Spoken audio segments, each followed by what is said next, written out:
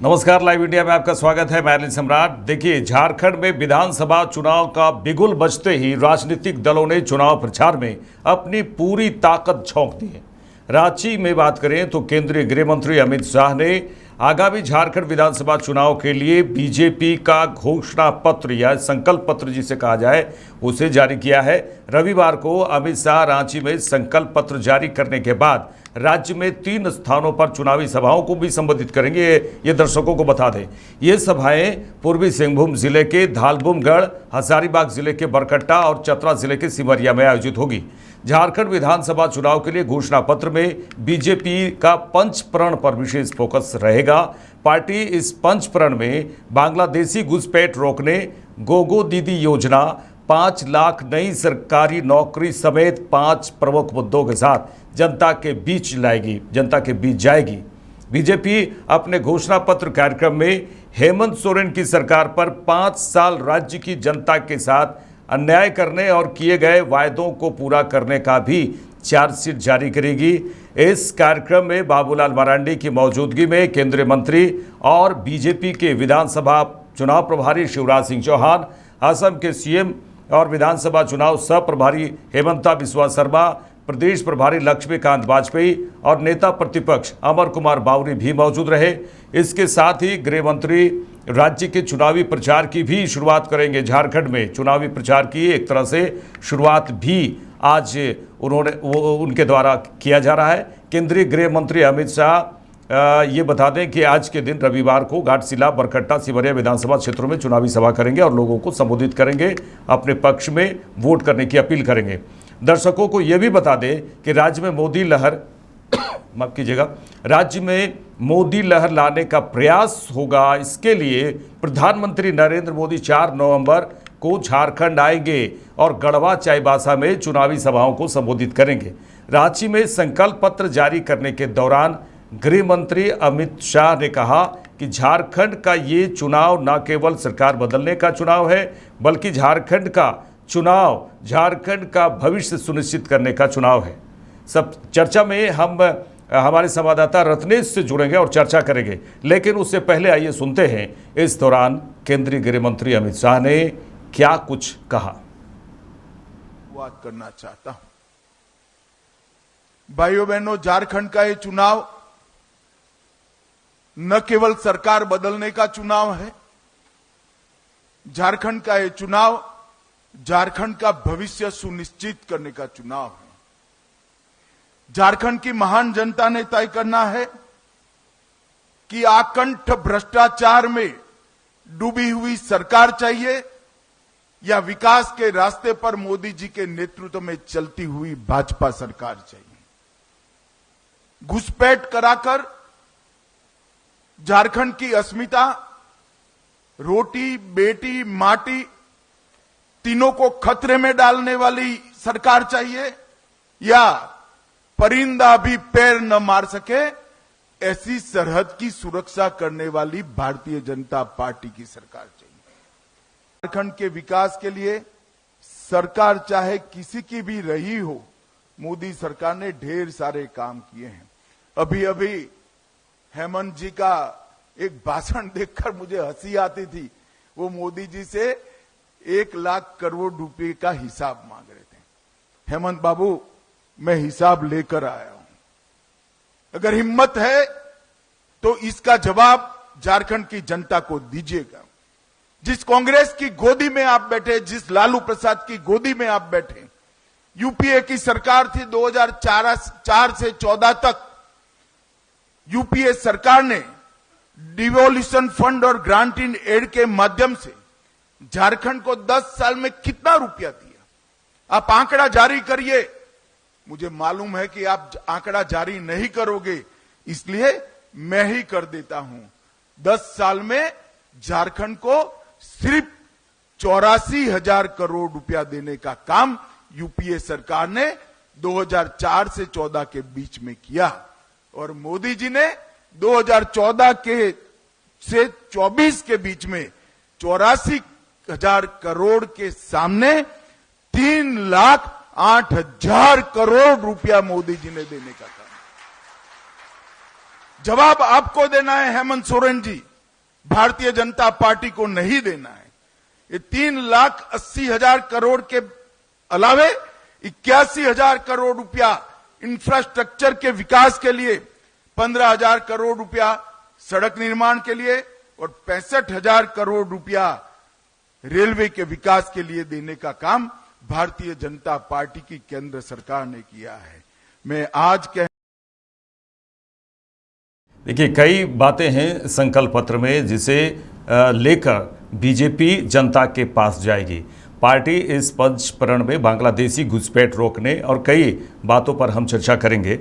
हमारे साथ संवाददाता रत्नेश जुड़ चुके हैं। रत्नेश, अगर पंचप्रण की बात करें, इसको लेकर बीजेपी जनता के पास जाएगी। कई बातें, बांग्लादेशी घुसपैठ रोकने की बातें हैं, गोगो दीदी योजना है, 5 लाख नई सरकारी योजना है।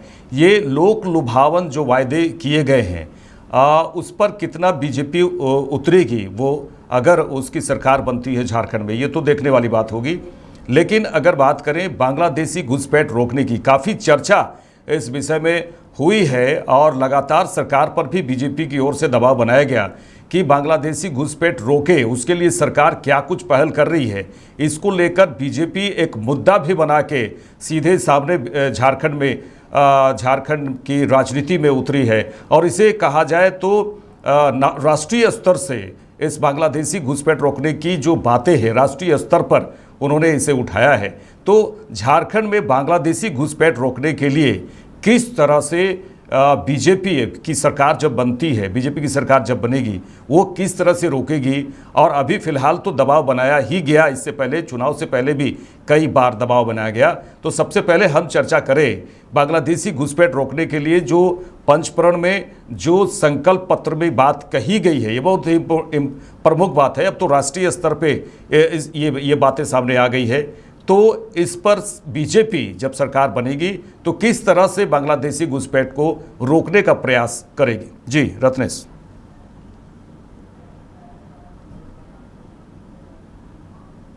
जिस तरह से चुनाव से ठीक पहले बीजेपी एक अपना मिस्ड कॉल नंबर से जुड़ी था, अगर हमारा पत्र नहीं है, संकल्प पत्र के माध्यम से जनता तक पहुंचेंगे।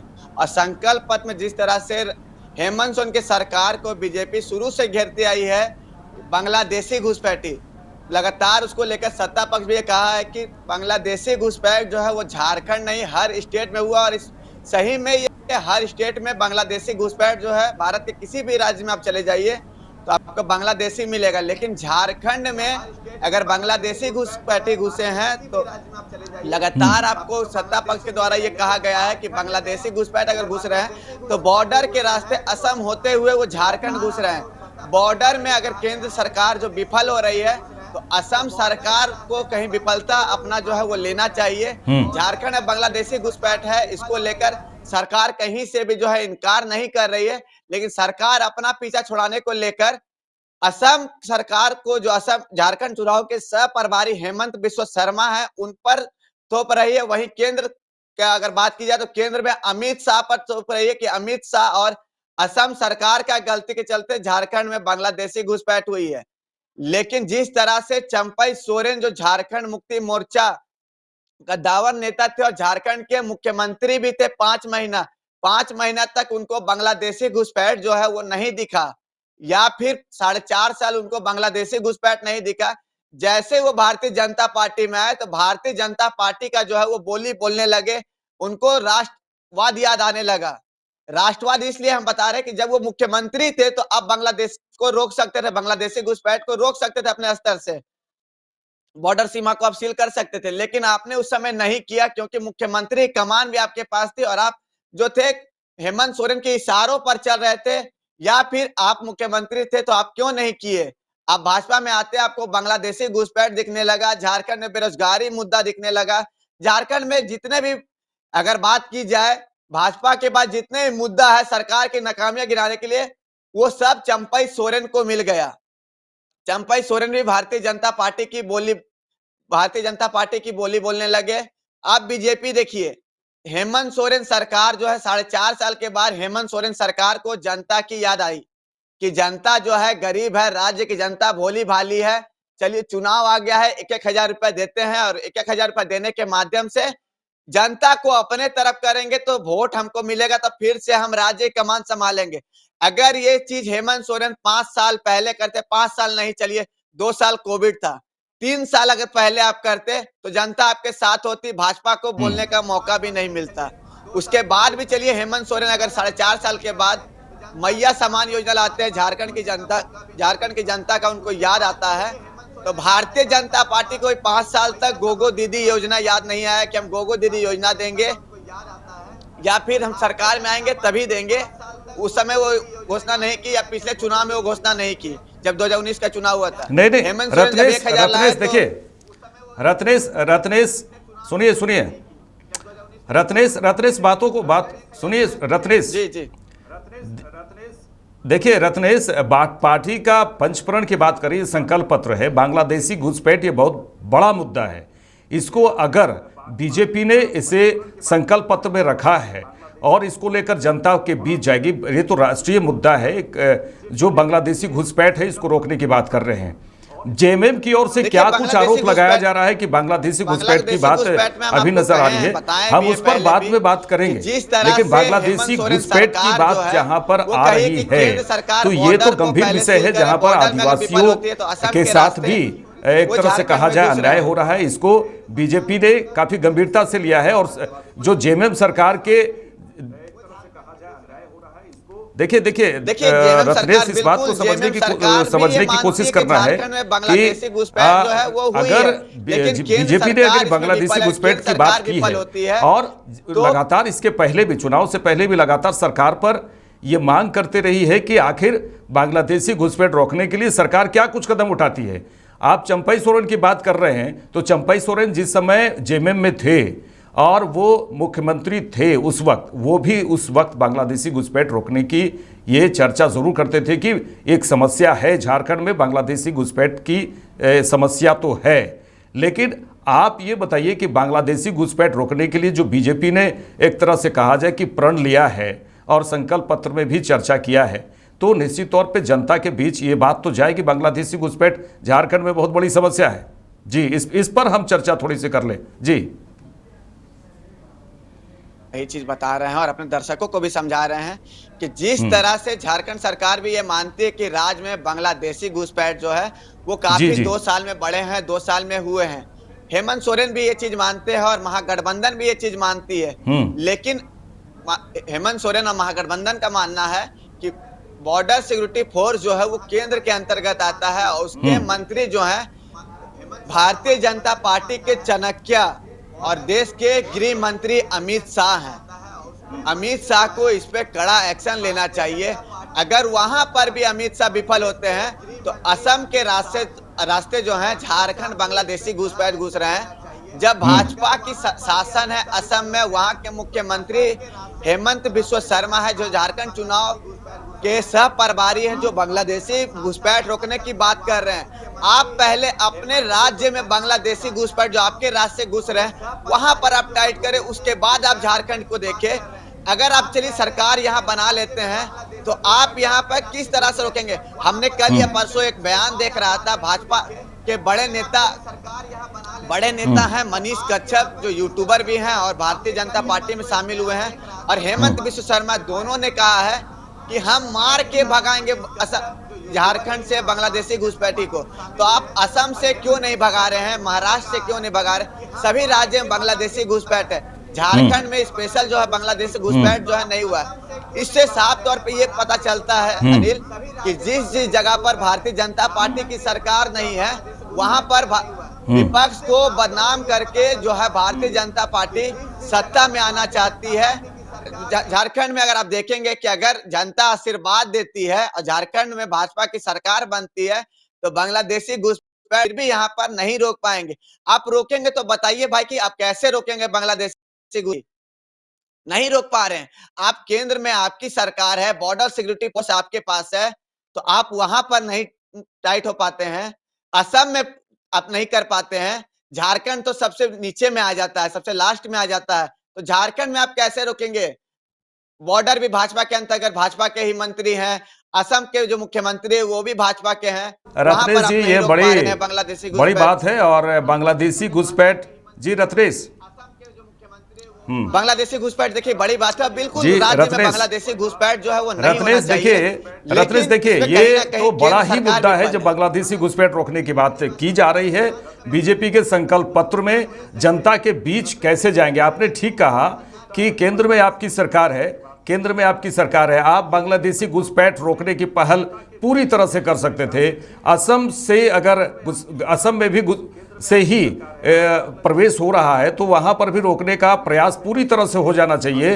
अब अगर झारखंड में चुनाव होंगे और बीजेपी का ये कहना है, सिर्फ संकल्प पत्र से यही सामने आ रहा है कि बीजेपी ये कह रही है कि मेरी सरकार अगर झारखंड में आती है तो हम बांग्लादेशी घुसपैठ रोकने के लिए कड़े कदम उठाएंगे।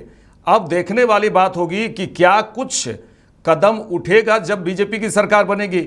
ये तो संकल्प पत्र में इस बातों को जिक्र किया है। चलिए रत्नेश, हम बात करेंगे गोगो दीदी योजना वर्सेस मैया दीदी योजना। देखिए यहाँ पर भी अंतर सिर्फ 400 रुपये का अंतर आ रहा है। गोगो दीदी योजना में अगर बीजेपी सरकार 2100 दे रही है तो मैया दीदी योजना में जब सरकार जेएमएम की बनेगी तो उसे 2500 दिया जाएगा।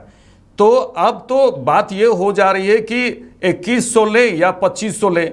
यहाँ पर तो जिस तरह से गोगो दीदी योजना और मैया सम्मान योजना अगर चलाने की बात वो तो चल रही है, और गोगो दीदी योजना तो 400 का तो जो अंतर आ रहा है इस पर हम ज़्यादा जोर करेंगे, क्योंकि बीजेपी कहती है कि हम महिलाओं को आगे बढ़ा रहे हैं, वो किस तरह से बढ़ाएंगे। और ये थोड़ी सी अंतर तो आ रही है, जनता तो यही समझे कि भाई 400 रुपया का अंतर आ रहा है, तो इस पर चर्चा ज़रूर होनी चाहिए। गोगो दीदी योजना से किस तरह बीजेपी की सरकार जब बनेगी तो गोगो दीदी योजना से महिलाओं को, बहनों को किस तरह से फायदा पहुंचने वाला है। जी देखिए अनिल, इसमें साफ हम आपको बता देते हैं कि जिस तरह से हेमंत सोरेन जो है पहले मैया सम्मान योजना लाए 4.5 साल के बाद, उसके बाद बीजेपी जो है पीछे कम क्यों रहेगी? जब हेमंत सोरेन भी दे सकते हैं तो हम सत्ता में आएंगे तो 2100 रुपया महिलाओं को देंगे। उसके बाद भाई फिर महागठबंधन जो है वो पीछे क्यों रहेगा? महागठबंधन का हम 2500 रुपया देंगे। झारखंड की जनता को अब पैसा ऐसे दिया जा रहा है कि जैसे पैसा जो है किसी पेड़ में फल रहा है, पेड़ से तोड़े और दे दे। आप पैसा मत दीजिए। झारखंड की जनता बहुत सीधी होती है, आदिवासी लोग यहाँ पे ज्यादा रहते हैं। आप वो पैसा के जगह कोई एक रोजगार दे दीजिए।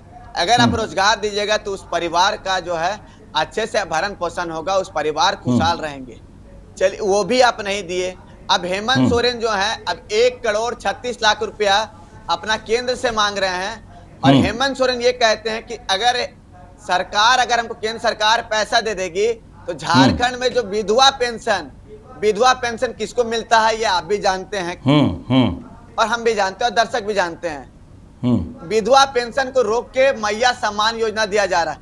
जिस विधवा को पैसा का सबसे ज्यादा जरूरत है उस विधवा को पैसा रोक दिया गया है झारखंड में, और महिलाओं को पैसा दिया जा रहा है। महिलाओं को पैसा दिया जा रहा है, चलिए अच्छी बात है, सशक्त बनाने के लिए महिलाओं को 1000 रुपया दिया जा रहा है। लेकिन विधवा पेंशन जो है जिसके हस्बैंड मर जाते हैं, बहुत से महिलाएं ऐसी हैं जिनके कम एज में 21-22 साल के उम्र में जो है उनके पति की मृत्यु हो गई है। आज वो गरीबी की स्थिति में जी रही है, एक टाइम का खाने के लिए सोच रही है। वो पैसा हेमंत सोरेन मांग करे कि अगर केंद्र सरकार हमको दे देती है तो हम विधवा पेंशन दे देंगे। आप हेमंत सोरेन अगर चाहते तो अपने यहाँ के झारखंड के बजट से विधवा पेंशन मिल सकता है। अगर बीजेपी चाहती तो केंद्र से मांग करके दिलवा सकती है, क्योंकि बीजेपी की केंद्र में सरकार है। तो जनता, नेता जो है सिर्फ राज्य की जनता, जो भोली भाली जनता है, इसको गुमराह कर रही चुनाव के समय। 4.5 साल से ना बीजेपी को याद आया जनता, ना कांग्रेस को याद आया जनता, ना झारखंड मुक्ति मोर्चा को जनता याद आया, ना शिवराज सिंह चौहान को 4.5 साल यहाँ के युवाओं को याद आया। देखिए यहाँ समझने वाली बात यह है कि गोगो दीदी योजना वर्सेस मैया योजना, ये पूरी तरह से एक टकराहट है जिसमें 2100 और 2500 की बात हो रही है।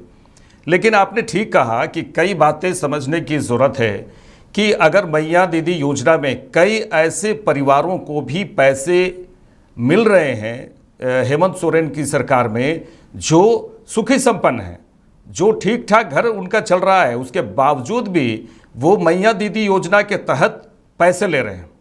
वही उसी तर्ज पर बीजेपी गोगो दीदी योजना चलाई है। इन पार्टियों को कम से कम ये सोचने की जरूरत है कि झारखंड का विकास इस तरह से नहीं चलने वाला है कि आप कई योजनाएं लाएं और झारखंड के पैसे को किस तरह से बंदर बाट करने की बात हो रही है। तो ये तो हो रहा है, जहां जरूरत है जिनको उसे तो मिल रहा है, लेकिन कई ऐसे परिवार हैं जिसे जरूरत नहीं है, वो सुखी संपन्न है तो भी पैसे मिल रहे हैं। ये पैसे कहां से देंगे और किस तरह से बीजेपी गोगो दीदी योजना में किस तरह से पैसे बांटेगी बहनों को, ये भी देखने वाली बात होगी कि कोई ऐसी योजनाएं आए जिसे जरूरत है उस तक पहुंचे। लेकिन गोगो दीदी योजना में अगर लाएंगे तो कई ऐसे परिवारों को भी पैसे मिलेंगे जो सीधे सीधे सुखी संपन्न है तो भी मिल रहे हैं। देखिए, हिमाचल प्रदेश की बात करें तो रत्नेश किस तरह से वहाँ पर किस तरह से सरकारी खजाना खाली हुआ, उसके बाद किस तरह से वहाँ की जो सरकार है वो संभली। और इधर देखिए, कांग्रेस के केंद्रीय अध्यक्ष भी लगातार इस बात को बोले हैं कि कई ऐसी बातें, कई ऐसे घोषणाएं नहीं करनी चाहिए। उन्हें यह समझ में आया कि कई ऐसी घोषणाएं नहीं करनी चाहिए जो समझ से परे है, जो संभव नहीं है, वैसी घोषणाएं नहीं करनी चाहिए। कांग्रेस के केंद्रीय अध्यक्ष ने, मल्लिकार्जुन खड़गे ने यह बात कही है। लेकिन यह संकल्प पत्र में अगर गोगो दीदी योजना है, किस तरह से झारखंड के पैसे कैसे बांटे जाएंगे बहनों को, किस तरह से वो प्लानिंग होनी चाहिए। ऐसा नहीं कि वो पैसों को वैसे सुखी संपन्न लोगों के पास वैसे जा रहे हैं जो झारखंड का पैसा है, जिसका विकास झारखंड में होना चाहिए। झारखंड की कई विकास की बात अगर होती तो ज्यादा होता। चलिए रत्नेश 5 लाख। देखिए, जिस तरह से हेमंत सोरेन मैया सम्मान योजना लाए तो बीजेपी चुनाव आयोग पहुंच गए। वही बीजेपी चुनाव से ठीक पहले गोगो दीदी योजना का फॉर्म भरवाई 2100 रुपया।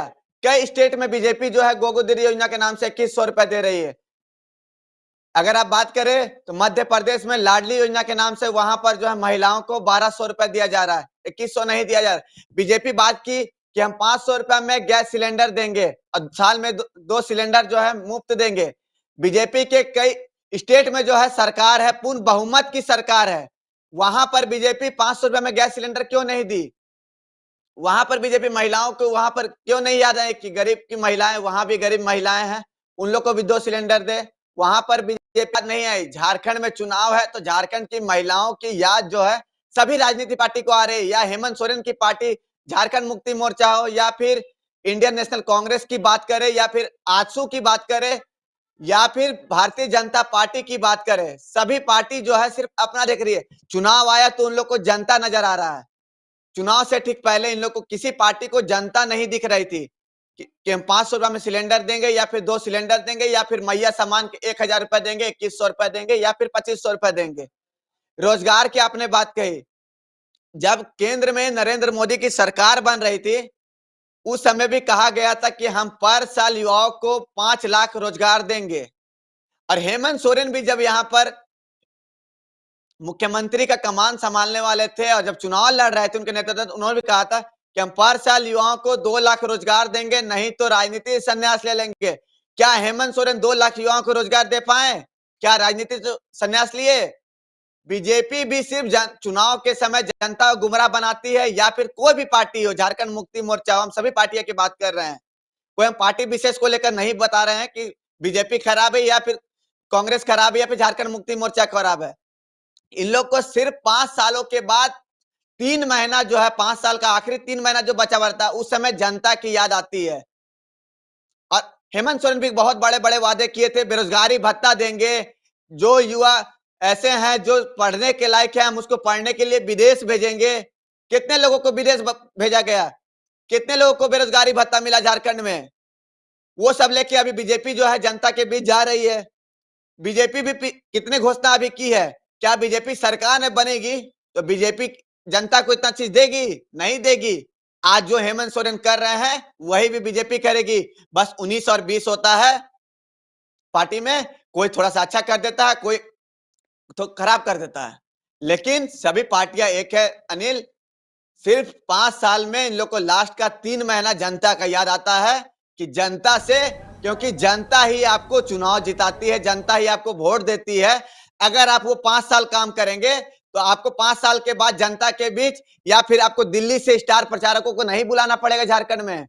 आप घर में रहिएगा, आपको जी, वोट मिल जाएगा। लोग भी जी समझते हैं, रत्नेश, झारखंड की जनता भी जानती जी है। जी सही बात है, सही सही। रत्नेश देखिए, निश्चित तौर पे जो संकल्प पत्र बीजेपी ने जारी किया है और घोषणा पत्र जेएमएम ने जारी किया है, उसकी अब चर्चा होनी शुरू हो गई है। देखिए, अगर घोषणा पत्र या संकल्प पत्र में जो बातें रखी गई है, अगर सरकार बनती है तो पहले दिन से ही इन योजनाओं को लागू करने की शुरुआत हो जानी चाहिए, न कि ऐसे समय में जब इलेक्शन 5 महीने पहले हो और आप इन संकल्प पत्रों को लागू करने की बात करेंगे तो ये जनता के प्रति अन्याय होगा। चाहे जिसकी भी सरकार आए, वो तो जनता तय करेगी कि किसकी सरकार झारखंड में बन रही है। लेकिन घोषणा पत्र में अगर बात होती है, घोषणा पत्र में जो भी बात होती है, तो पहले दिन से ही ये शुरुआत हो जानी चाहिए, लागू होनी चाहिए। ये राजनीतिक पार्टियों को इन बातों पर ध्यान देना चाहिए। जैसा कि आपने लगातार कहा कि अगर झारखंड मुक्ति मोर्चा की सरकार, हेमंत सरकार जब बनी, तो ठीक है, कई नौकरियां तो उन्होंने वायदे किए थे वो पूरे नहीं हो पाए, कई बातें अधूरी सी रह गई। और मैया दीदी योजना देखिए, अंतिम समय, चुनाव से लगभग अंतिम समय में ये योजनाएं लागू की गई। इस तरह से जो हो रहे हैं उसे होना नहीं चाहिए कि पहले दिन से आप लागू कीजिए, क्योंकि वादे करके, आप जनता के बीच वायदे करके इन घोषणा पत्र, संकल्प पत्र, चाहे घोषणा पत्र बोलिए या संकल्प पत्र, अगर संकल्प पत्र है तो संकल्प लीजिए। इन जो बातें हैं, पंचप्रण की बातें हैं या फिर अन्य बातें जो जनता के लिए फायदे पहुंचाती हैं, तो सरकार बनने के पहले दिन से ही क्यों नहीं लागू होती है। बांग्लादेशी घुसपैठ रोकने की बात हो रही है तो सरकार बनने के पहले दिन से ही लागू होनी चाहिए। ये बेवकूफ़ बनाने की जो योजनाएं आप चला रहे हैं वो नहीं होनी चाहिए, जो बातें आप ला रहे हैं वो नहीं होनी चाहिए, पहले दिन से ही शुरू हो जाइए। 5 लाख नौकरी अगर संकल्प पत्र में बीजेपी की ओर से जारी की गई तो पहले दिन से ही जारी हो जानी चाहिए अगर आपकी सरकार बनेगी। मुद्दा है किसी एक पार्टी विशेष का नहीं है, किसी एक पर्सनल आदमी का नहीं है, या हेमंत सोरेन का नहीं है, या फिर बाबूलाल मरांडी का नहीं, ये राज्य का मुद्दा है। राज्य में अगर बांग्लादेशी घुसपैठ घुस रहे हैं तो राज्य के लोगों को नुकसान है। राज्य के लोगों का बांग्लादेश जो यहाँ घुस रहे हैं, यहाँ का आधार कार्ड बना रहे हैं। आधार कार्ड किसके अंडर में आता है? केंद्र के अंडर में आता है। केंद्र सरकार बना, केंद्र सरकार जो है अच्छे से वेरीफाई क्यों नहीं करवाती है? आप माथा थोपते हैं हेमंत सोरेन का या फिर सरकार का, जिसकी भी सरकार रहे, आप सारे लोग मिलकर बांग्लादेशी घुसपैठ पर डिस्कस करें। बांग्लादेशी घुसपैठ कहता है तो बिल्कुल राज्य नहीं, पूरे देश से बांग्लादेश घुसपैठ हटेगा। अब दूसरी बात आपको हम बताते हैं, कल तक नरेंद्र मोदी जो है या फिर भारतीय जनता पार्टी लुइस मरांडी के लिए वोट मांगती थी। आज लुइस मरांडी का जो है भारतीय जनता पार्टी में विरोध हो रहा है। लुइस मरांडी अच्छी नहीं है। कल तक चंपई सोरेन झारखंड के मुख्यमंत्री थे। तो रत्नेश, ये राजनीतिक बातें हैं, भारतीय जनता पार्टी नहीं ये राजनीतिक बातें, रत्नेश ये आज भारतीय जनता पार्टी में ये राजनीतिक बातें हैं। हम कह रही है भारतीय जनता पार्टी की 5 महीना का कार्यकाल फोकस कर रहे थे, ये राजनीतिक बातें काफी अच्छा कार्यकाल था। जी रत्नेश, जी ये राजनीतिक बातें हैं। तमाम बातचीत के लिए रत्नेश आपका शुक्रिया। तो निश्चित तौर पे दर्शकों को ये बता दें कि संकल्प पत्र में, बीजेपी के संकल्प पत्र में पंचप्रण की बात की गई है, बांग्लादेशी घुसपैठ रोकने की बात की है। बीजेपी की अगर सरकार बनती है, अगर जनता का आशीर्वाद बीजेपी को होगा तो उनका कहना है कि बांग्लादेशी घुसपैठ रोकेंगे, गोगो दीदी योजना चलाएंगे, 2100 रुपया हर महीने देंगे। और इधर देखिए 5 लाख नई सरकारी नौकरी की बात की गई है और 5 लाख नौकरी, सरकारी नौकरी की देने की बात की है। और वहीं दूसरी तरफ अगर बात करें तो बीजेपी अपने घोषणा पत्र में हेमंत सरकार को भी घेरने की बात की है कि 5 साल राज्य की जनता के साथ अन्याय की बात उन्होंने की है कि अन्याय किया गया है। और अगर नौकरियां कहाँ हैं, हेमंत सरकार ने जो वायदे किए थे वो नौकरियां कहाँ हैं।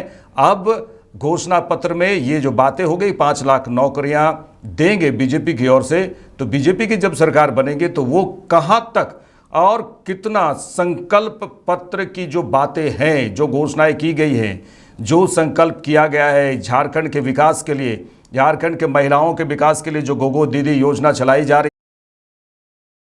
तक होगा, वो देखने वाली बात होगी। क्योंकि अब समय और अब सीधे पाला अगर कहा जाए, गेंद का जो पाला है वो सीधे जनता की ओर है और जनता जनार्दन ही सब कुछ आगे करेगी और जनता ही चुनेगी अगली सरकार। अब देखने वाली बात होगी कि अगली सरकार किसकी होगी चुनाव के बाद, और कितनी जो योजना, जो संकल्प पत्र हैं, जो घोषणा पत्र हैं, उसमें कहां तक कौन पार्टी कितना उतर पाती है। मेरे साथ इस खास पेशकश में इतना ही। नमस्कार।